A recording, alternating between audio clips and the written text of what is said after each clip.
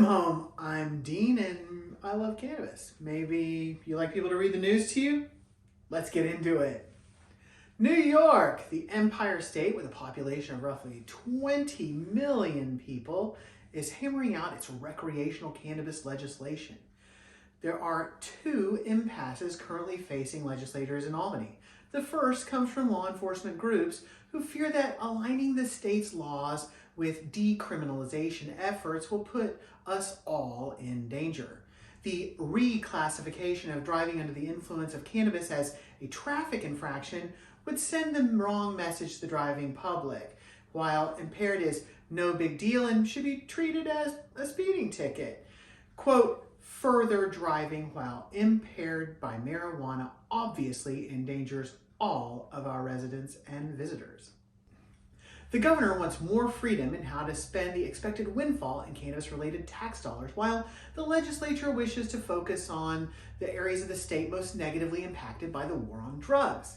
The United States Senate Majority Leader and ranking member from New York, Senator Chuck Schumer, messaged, quote, I'm urging leaders in Albany to keep front and center the effort to repair the harm done by marijuana prohibition. And I look forward to continuing the fight to end the federal prohibition on marijuana and undo the damage the war on drugs has caused. I like that. Not bad there, Mr. Schumer. The senator went further to add that progress on this issue up in Albany would only bolster his efforts at the federal level. Continuing with the federal tie-in, remember previously Senators Cory Booker and Ron Wyden, alongside Senate Majority Leader Chuck Schumer, issued a joint statement announcing that marijuana reform bills would be merged as Congress moves towards some form of federal marijuana legalization. The statement from these senators echoed the sentiment of the MORE Act, Marijuana Opportunity, Reinvestment, and Expungement, that passed the U.S. House of Representatives late last year. Let's center ourselves and find ourselves in the center of the United States in Illinois, where they're currently trying to augment and further refine their regulated market. Numerous bills are up for debate, but most of them seem to focus around equity issues. Now, the entire licensing process for the state of Illinois was supposed to favor social equity applicants, including those who had been affected by past low-level marijuana convictions or those who lived in high-crime, poor, or mostly minority areas designated as those harmed most by the war on drugs. But many applicants included wealthy and politically connected investors who partnered with minorities or agreed to, in the future, hire a majority of social equity workers. In addition, only those who had 51% or more ownership by military veterans got bonus points that earned perfect scores necessary to even qualify for the lottery in the first place. This has resulted in $1 billion in sales, and not one majority owner is from a member of a minority community. One of the new businesses slated to open, however, in Illinois is the Luna Lounge, a smoking lounge in Cesar. The lounge is an on-site cannabis consumption space. The owner, Holly Rader, said it's one of the only one in the state and is the only one in the entire part of the country. Reader, who lives in California, grew up around Cesar. I want to go as soon as COVID restrictions permit. You know what? Have you ever tried our UX on weed? It's time for tech news.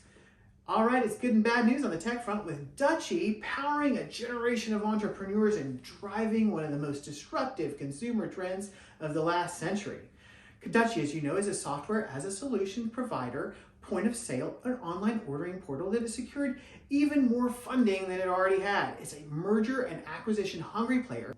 Ross started one of the first online food ordering operations in Canada in 2008. He came up with the idea for Dutchie while standing in line at a dispensary. Wish I would have done that. And Zach, who serves as the chief product officer. Just behold that beautiful Dutchie UI. Hey consumers, this one is for you and me. Well, it's also perhaps for investors as well. Are you not yet invested in cannabis? Well, don't take investment advice from me, but you can qualify for free stocks if you click the links below to Webull and Robinhood. Every little bit can help both you and me. Curaleaf announced its new line of products under their Select brand. The new fresh product line focus is on value, flavor, portability, and attractive price point, quote unquote. The launch of Fresh is one of their more step in executing their strategy of becoming a leading CPG cannabis company by creating products that meet the needs of consumers with brands people love. However, an independent industry analyst who wishes to stay off the record stated, really, when we look at this latest product offering, what we're getting is not something that helps people who don't necessarily like traditional cannabis flavors, but people who are looking to explore new and different experiences. Beyond that, by placing them in smaller increments using 0.3 grams as opposed to the traditional half gram and 1 gram measurements, it allows the consumer to feel more confident in experimenting with different experiences because they're not going to have to lay out all that much money.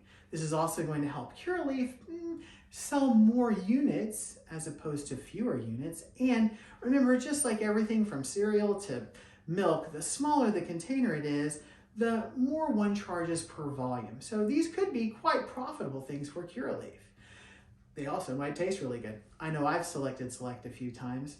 If you like Select or other brands, please list them below because I want to know which brands I need to be highlighting in this newscast. And I thank you so much for joining me. Until next time,